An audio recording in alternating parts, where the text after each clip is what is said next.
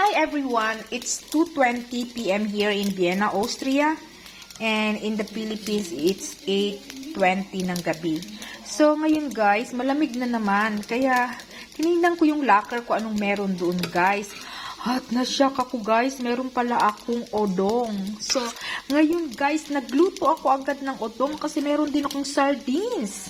So eto, this is my kind of odong guys with peanuts or alugbati. So, ito guys, luto na siya guys. Kumukulo na siya guys.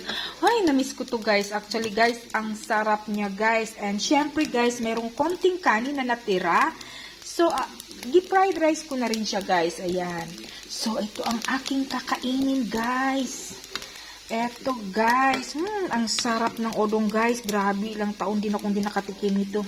So, eto guys, kain tayo guys. Babu!